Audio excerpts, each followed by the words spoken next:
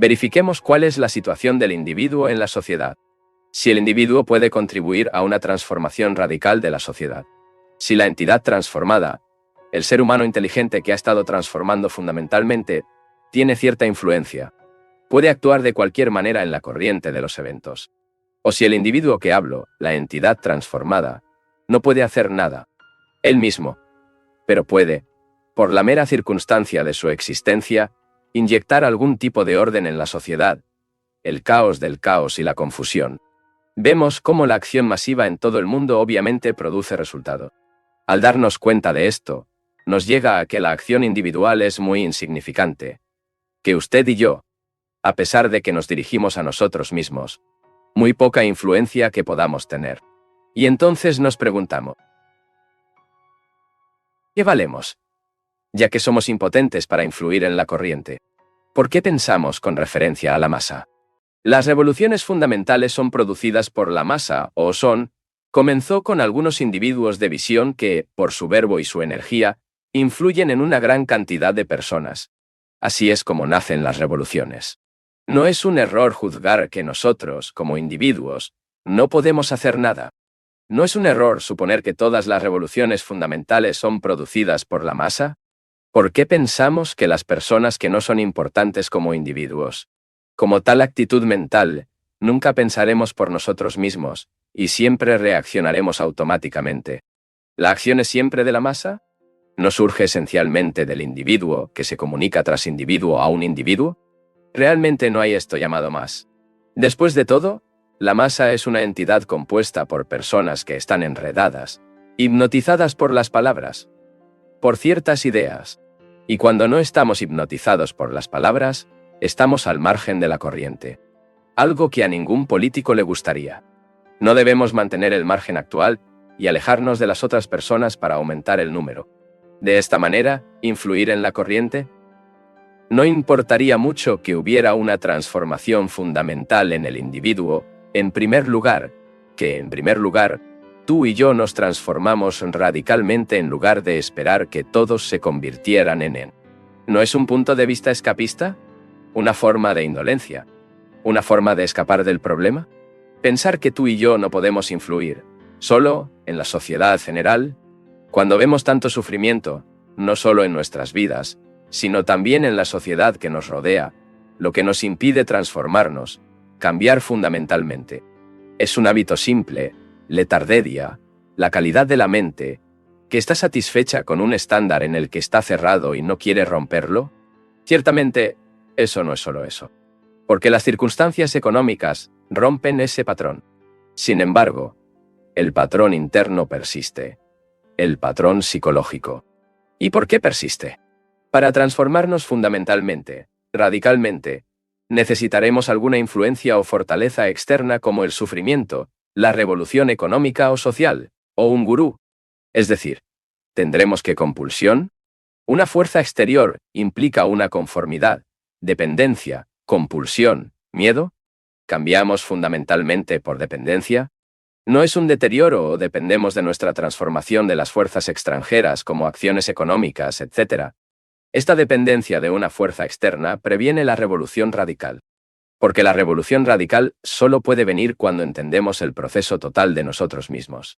Si, para la transformación, dependemos de una fuerza externa de cualquier tipo, presentamos el miedo y otros factores que evitan la transformación. Un hombre que realmente desea transformación depende de cualquier fuerza externa. No hay pelea adentro. Él percibe la necesidad y se transforma a sí mismo. ¿Es realmente difícil transformar al individuo? ¿Es difícil ser amable, compasivo, amar a alguien? Después de todo, esta es la esencia de una transformación radical. La dificultad es que tenemos una naturaleza dualista, en la que hay odio, aversión, varias formas de antagonismo, etc., que nos elimina del problema central. De tal manera estamos en los impulsos que incitan el odio, la antipatía, que perdemos la llama pura. Solo quedaba el humo. Y el problema es ser, que nos deshacemos del humo. Ya no tenemos la llama de la creación. Tomamos humo a través de la llama. No es necesario investigar cuál es la llama. Es decir, ver las cosas nuevas, sin subordinar un patrón, mirar las cosas como son, sin darles nombres. ¿Eso es realmente difícil? La dificultad es que muchos de nosotros estamos llenos de compromisos. Asumimos innumerables responsabilidades, deberes, etc. Y decimos que no podemos eximir de ellos. Positivamente, esta no es una dificultad real. Cuando sentimos algo profundamente, hacemos lo que queremos, sin consideraciones familiares, la sociedad y todo. Entonces, la única dificultad resulta de no sentir suficientemente la importancia de la transformación radical del individuo. Es imperativo operar esta transformación. La transformación tendrá lugar cuando vivamos sin verbalización. Cuando vimos las cosas como son y aceptamos la verdad como es. Esto debería comenzar en nosotros como individuos. Si no comienza, es simplemente por lo que no prestamos suficiente atención. No nos rinde con todo lo que es la comprensión de esta cosa. Vemos tanto sufrimiento a nuestro alrededor, y hay tanta confusión dentro de nosotros, y sin embargo, no tenemos que cobrar esta situación. Ahora, ¿qué sucede cuando tienes un problema e intentas resolverlo? Al resolver el problema, surgen varios otros problemas. Resolviendo un problema, lo multiplico. Por lo tanto, quiero encontrar la solución del problema, sin aumentar el problema. Quiero vivir felizmente. Quiero estar libre de aflicción psicológica sin reemplazarla. Es posible averiguar si realmente podemos disolver la aflicción. Si podemos investigarla sin la autoridad de nadie, para examinarla en nosotros mismos, observándonos cada vez y en todo tipo de relaciones, ¿no es esa la única solución del problema? Para observarnos constantemente lo que pensamos, lo que sentimos, lo que hacemos. Mantenernos en este estado de vigilancia en todo lo que nos revela. Cumplir con usted, pruébelo. Y no simplemente decir que no es posible, ni aceptar mi autoridad y repetirla solo. Supongamos que es feliz y yo no, y quiero ser feliz. No quiero asentir con las creencias, etc., sino llevar a cabo mi propósito por completo. En estas condiciones, busco, investigo y examino la pregunta cada vez más profundamente. ¿Qué le impide ahora proceder? ¿Por qué no tienes el sentimiento de felicidad, creación, viendo las cosas como son? ¿Por qué no operar en este sentido profundo? ¿Por qué dices que el sufrimiento conduce a la felicidad? ¿Ese sufrimiento es un medio para lograr la felicidad? ¿Aceptó el sufrimiento o otro sustituto? Lo hicimos de tal manera que no nos damos cuenta de la necesidad de modificarnos. Y esa es la dificultad. Dices, Ventura, que quieres cambiar, pero algo es que evita la transformación. Las explicaciones no cambian nada. Decir que el ego es un obstáculo es una explicación simple, una mera descripción. Desea que describa la forma en que superas los obstáculos, pero necesitamos encontrar una manera de saltar la barrera. Si es posible, necesitamos lanzarnos a la actual, aventurera, en lugar de sentarnos en la orilla para especular. ¿Y qué nos está impidiendo dar el salto? Lo que evita es la tradición, que es la memoria, que es la experiencia. ¿No es cierto? Estamos tan satisfechos con las palabras, con explicaciones, que no damos el salto, incluso dándonos cuenta de la necesidad de saltar. Es desafortunado, que no nos atrevemos a arrojarnos la cadena, porque tenemos miedo de lo desconocido. ¿Pero es posible saber qué pasará? ¿Es posible conocer lo desconocido? Si él lo sabía, por lo que no habría miedo, y no sería desconocido. Nunca se me dará para conocer lo desconocido si no me aventuro. ¿Es el miedo lo que nos impide confiar en la aventura? ¿Qué es el miedo? Solo puede haber miedo a algo. No existe de forma aislada. ¿Cómo puedo temer a la muerte? ¿Cómo puedo temer algo que no sé? Solo puedo temer lo que sé. Cuando digo que temo a la muerte, ¿realmente tendré miedo de lo desconocido o tengo miedo de perder lo que me conoce? Mi miedo no es la muerte, sino de perder mi asociación con las cosas que me pertenecen. Mi miedo siempre está en relación con lo conocido, y no con el desconocido. Por lo tanto, lo que ahora es apropiado querer es cómo liberarse del miedo inspirado en lo conocido, que es el miedo a perder a mi familia, mi reputación, mi personaje, mi depósito en el banco, mi apetito, etc. Diré que el miedo surge de la conciencia, pero su conciencia está formada por su condicionamiento. Puede ser tonto o sensitivo. La conciencia, por lo tanto, es también el resultado de lo conocido. ¿Qué sé? Saber es tener ideas, tener opiniones sobre las cosas, tener un sentimiento de la continuidad del conocido. Y nada más que eso. Las ideas son recuerdos, resultados de experiencias que son reacciones a los estímulos. Tengo miedo de lo conocido, lo que significa que tengo miedo de perder personas, cosas o ideas. Tengo miedo de averiguar qué soy. Miedo a verme de vergüenza. Miedo al dolor que podría resultar de perder o no ganar o no más placeres. Hay miedo al dolor. El dolor físico es una reacción nerviosa. El dolor psicológico se manifiesta cuando estoy apegado a cosas que me dan satisfacción. Porque en tal caso tengo miedo de cualquiera o algo que pueda arrebatarme. Las acumulaciones psicológicas evitan el dolor psicológico mientras no están perturbadas. Es decir, soy un paquete de acumulaciones, experiencias que impiden una perturbación grave. Porque no quiero molestarme, por lo que temo a cualquiera que ven a molestarlos. Mi miedo, por lo tanto, está inspirado en lo conocido. Me temo que debido a la acumulación física o psicológica que constituí para defenderme del dolor o evitar la angustia. Pero la aflicción está presente en el proceso mismo de acumular para protegernos del sufrimiento. El conocimiento también nos ayuda a evitar el dolor. Así como el conocimiento de la medicina nos ayuda a evitar el dolor físico, las creencias nos ayudan a evitar el dolor psicológico. Y es por eso que tengo miedo de perder mis creencias. Aunque no tengo un conocimiento perfecto, ni pruebas concretas de la realidad de tales creencias. Puedo rechazar algunas de las creencias tradicionales que me han inculcado, porque mi propia experiencia me da fuerza, confianza y comprensión. Pero tales creencias y el conocimiento que adquieres son básicamente idénticos. Es decir, constituyen un medio de protección del dolor. Hay miedo mientras hay acumulación del conocido, que genera el miedo a perder. Y en consecuencia, el espontáneo miedo a lo desconocido es, de hecho, el miedo a perder conocidos por nosotros. La acumulación invariablemente importa con miedo, lo que a su vez importa en el sufrimiento. Y en el momento en que digo, no debo perder, hay miedo. Aunque, cuando se acumula, mi intención es protegerme del dolor. El dolor es inherente al proceso de acumulación. Las mismas cosas que tengo crean el miedo, que es dolor. La semilla de defensa también termina el ataque. Deseo la seguridad física, así que creo un gobierno soberano y necesita fuerzas armadas que conduzcan a la guerra, lo que destruye la seguridad. Cada vez que hay un deseo de autoprotección, hay miedo. Cuando me doy cuenta de la falacia del deseo de seguridad, renuncio a acumular. Se dice que lo reconoce, pero no puede dejar de acumularse. De hecho, es que no se da cuenta de que en la acumulación es inherentemente dolor. Hay miedo en el proceso de acumulación. Y la creencia en algo es parte del proceso acumulativo. Mi hijo muere y creo en la reencarnación po-a. Pero en el proceso de creer, hay una duda. Exteriormente, acumula cosas y provoca la guerra. Interiormente, acumule creencias y provoca dolor. Mientras quiera estar seguro, tener depósitos en los bancos, tener placeres, etc. Siempre y cuando el deseo se convierta en algo, fisiológica o psicológicamente, necesariamente habrá dolor. Lo mismo que estoy haciendo para protegerme del dolor generan miedo y dolor.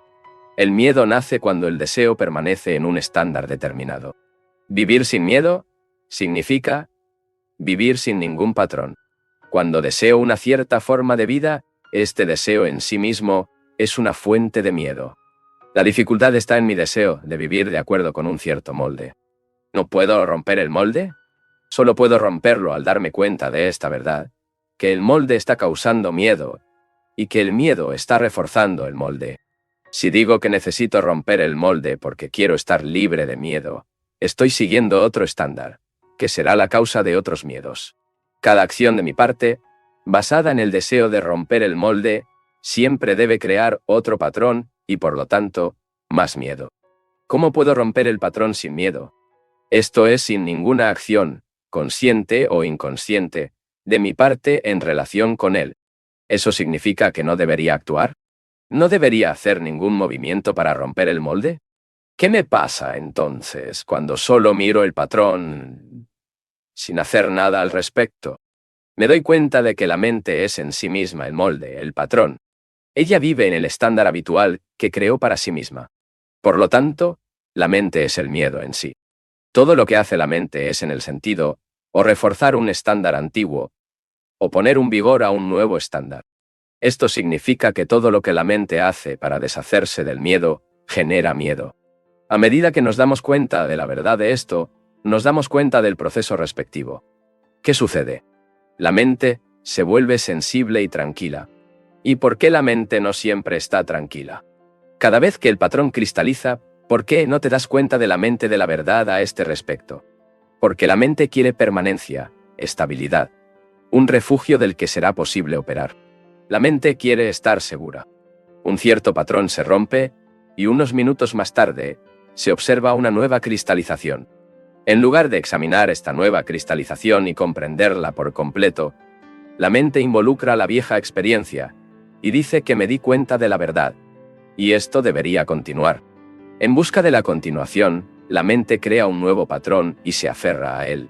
Cada vez que ocurre la cristalización, debe observarse y entenderse. Y la repetición ocurre debido a la deficiencia de comprensión. La verdad no es continuidad. La verdad de ayer no es la verdad de hoy. La verdad no es de tiempo y, por lo tanto, no es de memoria.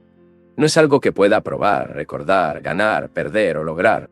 Persiguemos la verdad porque deseamos ganarla y darle una continuidad. Y tan pronto como nos damos cuenta, el patrón realmente se romperá. Porque la mente, entonces, ya corta todas las cuerdas.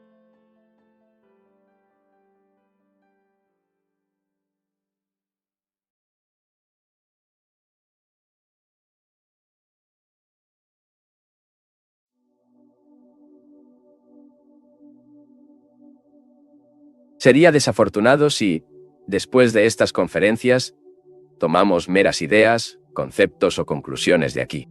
Porque, como he señalado, las ideas, conceptos y conclusiones no pueden alterar la mente humana en esencia. Aunque la política y la economía social y comercialmente las cosas están cambiando rápidamente, la velocidad de estos cambios es más significativa que los cambios mismos. Lo que necesitamos es una tremenda revolución psicológica. Sin embargo, aparentemente, no podemos acompañar psicológicamente las malas modificaciones externas. Individualmente, seguimos involucrados con los conflictos, como lo hemos estado en siglos. Para averiguar qué es cierto, todas las conclusiones, todas las formas de comparación y condena deben ser reservadas.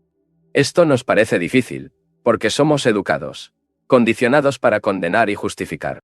Cuando tenemos un problema, tratamos de encontrar una solución, en lugar de tratar de entender nuestro propio problema. Porque la solución está contenida en el problema, y no fuera de eso. Para la mayoría de nosotros, el cambio consiste solo a cambio de estándar. Y si lo considera, verá que el intercambio estándar es una verdadera transformación. Cada cambio operado en la esfera del tiempo es el mismo movimiento modificado y continuo. No estoy hablando del cambio de estándar, sino de una profunda revolución psicológica. Y eso significa liberarse por completo de la estructura psicológica de la sociedad. El cambio que opera dentro del estándar social es un movimiento de lo conocido por lo conocido. ¿No te parece? Soy esto, y quiero convertirme en lo que es mi ideal, y por lo tanto, luchar para cambiar. Pero el ideal es una proyección del conocido, y el cultivo del ideal no sigue siendo un cambio. La revolución ciertamente implica una percepción total de toda la estructura psicológica del yo, consciente e inconsciente, y que está totalmente libre de esta estructura, sin pensar en convertirse en otra cosa. Si somos conscientes de ello o no, la mayoría de nosotros hemos establecido un patrón de pensamiento y actividad, una forma de vida estandarizada. En el esfuerzo por operar un cambio en nuestras vidas, aceptamos, conscientes o inconscientes, un cierto estándar y pensamos que hemos cambiado. Pero en realidad no hubo cambios en absoluto. Como he señalado, si no hay comprensión del inconsciente, cada cambio psicológico es un ajuste simple a un patrón establecido por el inconsciente. Y la crisis actual, no solo la crisis externa, sino también la crisis en la conciencia, requiere una revolución. No me refiero a la revolución social o económica, que es muy superficial, sino a la revolución en el inconsciente, la completa liberación de la estructura psicológica de la sociedad, un abandono total de la ambición, la envidia, la codicia, el deseo de poder, la posición y el prestigio, etc. Esta es la única revolución. Entonces, sin él, no puede existir nada nuevo. Sin ella, solo estamos apreciando ideas, conceptos, y por lo tanto, siempre hay sufrimiento. Solo el sufrimiento con esta revolución total está terminando. Y la pregunta es, si hacemos un esfuerzo deliberado, consciente de modificar, generamos conflictos y lucha, y el cambio nacido del conflicto y la lucha solo puede producir más sufrimiento. Y es posible promover una revolución en la psique sin esfuerzo consciente. He explicado cuidadosamente que el inconsciente es el depósito del pasado. En el inconsciente se almacenan no solo las experiencias del individuo, sino también las de la raza. Él es el mismo depósito de toda la lucha del hombre en el curso de las edades. Su búsqueda de Dios, su rechazo de Dios, su adoración del Estado, su identificación con la nación, con una idea, etc.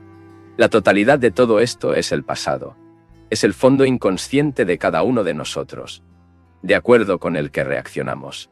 Podemos tratar de comprender al inconsciente a través del examen y el análisis, pero esto es obvio. No producirá revolución. Puede modificar y reformar, pero su renovación hará una nueva renovación requerida. Y esta no es una revolución. No es la liberación completa del pasado. Si necesita una mente joven, nueva y purificada. Y esta mente solo puede existir cuando estamos psicológicamente libres del pasado. Pero, ¿cómo puede esta revolución funcionar sin esfuerzo, sin tratar de hacer algo a este respecto? Cada esfuerzo o lucha dirigida a la transformación implica contradicción. Y la contradicción acentúa el conflicto existente. Por lo tanto, no hay transformación. Solo puede ver qué hay de nuevo en un estado de purificación. Ahí es cuando el pasado ha dejado de tener algún significado psicológico. La inocencia, como saben, es una de las demandas de la sociedad moderna. Pero este requisito sigue siendo muy superficial. Para las personas que han pasado por muchos sufrimientos, oprimidos por el sentimiento de culpa, ansiedad, miedo, para estas personas, la inocencia es algo muy importante. Pero la inocencia que hablan es lo opuesto a la complejidad, lo opuesto al sufrimiento, la angustia, la lucha y la confusión. La verdadera inocencia, como el amor, no es lo contrario. El amor no es lo opuesto al odio. El amor ha sonado cuando el odio, en todas sus formas, desapareció. Del mismo modo, la mente debe ser inocente, aunque ha pasado por todas las formas de experiencia. Para que la mente realice este estado de inocencia, deben poner fin a las acumulaciones de la experiencia. ¿Y cómo será esto posible? Las personas religiosas dicen que debemos recurrir a Dios, para ponernos en un estado de receptividad a la gracia de Dios. Y hay prácticas religiosas de todo tipo, que sirven para persuadir, influir o controlar la mente humana para hacerlo capaz de lograr, de una manera, esa inocencia. También hay quienes, con el uso de varias drogas, buscan experimentar un estado exaltado de sensibilidad perceptiva, un maravilloso estado de dicha. Pero la inocencia no puede producirse con el uso de drogas, ningún método de yoga, sin creencia o rechazo de la creencia, o para esperar la gracia de Dios. Todo esto implica esfuerzo, búsqueda, un entusiasmo por escapar del hecho. ¿Qué es? E inocencia solo puede llegar a la existencia con la liberación total del conocido. Esto es, cómo morir por los conocidos, morir al pasado, a los recuerdos agradables, a todas las cosas que hemos apreciado, formado, acumulado, y que constituyen nuestro carácter. Desafortunadamente, la mayoría de nosotros no queremos morir por nada, especialmente por lo que nos da placer, por los recuerdos de las cosas que hemos experimentado y nos apegamos. Preferimos encontrar refugio y vivir en una ilusión. Pero necesitamos morir por el conocido, para que se convierta en inocencia existente. Esta no es una mera declaración verbal o conclusión. Es necesario morir realmente por lo conocido, al pasado. Pero no podemos morir por lo que se sabe si tenemos una razón para morir. Por cada razón, está arraigada en el tiempo, en el pensamiento. Y el pensamiento es la reacción del fondo, conciencia, que es lo conocido.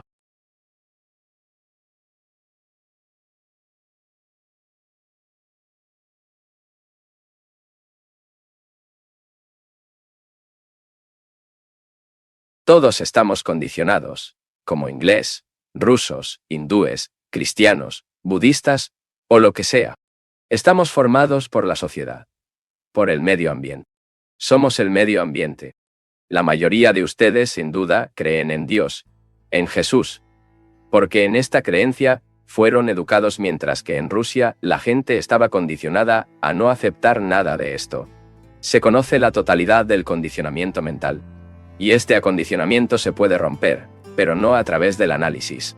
Solo se puede romper cuando se considera negativamente. Y esta forma negativa no es lo contrario de lo positivo. Así como el amor no es lo opuesto al odio, este negativo no es lo contrario de positivo, que es el examen, el análisis, el esfuerzo para cambiar el estándar existente o para ajustarse a un estándar diferente. Todo esto considera positivo. Y lo negativo que hemos hablado no es lo contrario de esto. No es ni una síntesis. El resumen implica la reunión de opuestos, pero esto produce un nuevo conjunto de opuestos. El negativo del que hablamos es el rechazo total de los opuestos. Cuando rechazamos totalmente el método, que es parte de nuestro condicionamiento, por el cual la psique se modificará mediante esfuerzo, análisis, por lo que nuestro método es negativo. Y solo en este estado de negación puede ser inocente. Esta es la verdadera mente religiosa. La persona religiosa no es la que cree que va a la iglesia todos los días o una vez por semana. No es el que tiene un credo, que está esclavizado para dogmas y supersticiones. La mente religiosa es de la mente científica. Científico, en el sentido de que puede observar los hechos sin desfigurarlos, verse a sí mismos como ese. Liberar del acondicionamiento no requiere una mente crédulo, dispuesta a aceptar, sino una capaz de observarse racionalmente y saludable. Y para darse cuenta de que, a menos que la estructura psicológica de la sociedad esté destrozada, es decir, el yo, no puede haber inocencia. Y que, sin inocencia, la mente nunca puede ser religiosa. La mente religiosa no es fragmentaria, no divide la vida en compartimentos. Abarca la totalidad de la vida de angustia y dolor, la vida de alegría y las satisfacciones pasajeras. Dado que está totalmente libre de la estructura psicológica de la ambición, el entusiasmo, la envidia, la competencia, toda la demanda de más, la mente religiosa se encuentra en un estado de inocencia.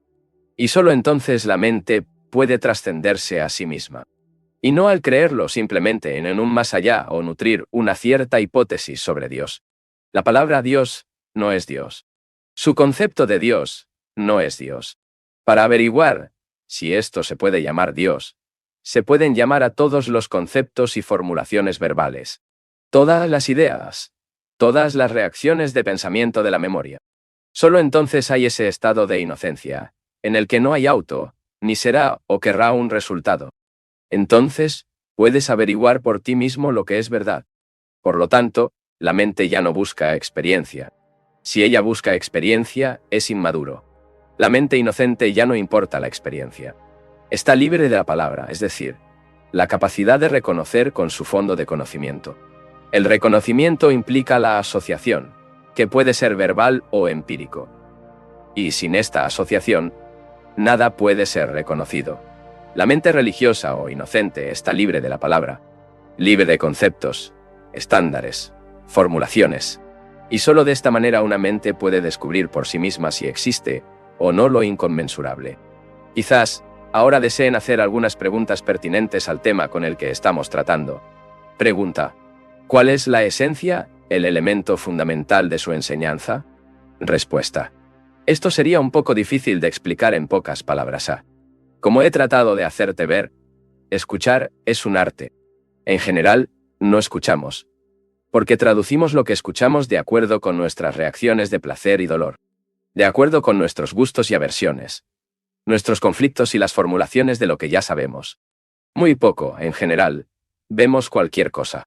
Para todo lo que vemos, real o visualmente, pronto interpretamos esta o aquella manera.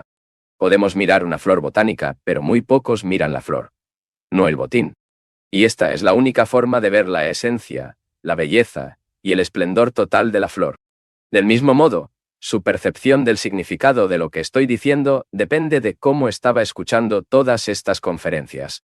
No tiene posibilidad de entender si solo selecciona algunas ideas, conceptos u opiniones. Si eso es lo que estabas haciendo, entonces lamento decir que estas conferencias, para ti, tendrán poco significado. O escuche todo o no escuche nada. Y si escuchas todo lo que hemos estado diciendo, puedes darte cuenta de la esencia por ti mismo, y no preguntarme cuál es esta esencia. Este no es un subterfugio hábil. Es un hecho positivo. No puede recoger las aguas de agua o encarcelar el viento en su mano, pero puede escuchar los rumores sordo de la tormenta, la violencia del mar, siente la inmensa fuerza del viento, su belleza e indestructibilidad. Porque uno debe destruir totalmente lo viejo para que pueda surgir algo nuevo. Pregunta: ¿cuál es la voz serena y suave de la conciencia? ¿No es la voz de Dios la que se escucha dentro de cada uno de nosotros? Respuesta: esta voz se escucha a todos los santos, todos los generales, todos los traficantes de guerra, tanto como a usted y a mí. Esta voz debe ser totalmente rechazada, porque somos desastrosamente. La voz de Dios, en la mayoría de las personas, es su propio deseo. Su ansia anhela con un país determinado, dada la creencia o la idea. Es fácil producir la voz de Dios en sí misma. Terriblemente fácil. Y si, por casualidad, usted es un organizador, un hombre con una cierta habilidad oratoria,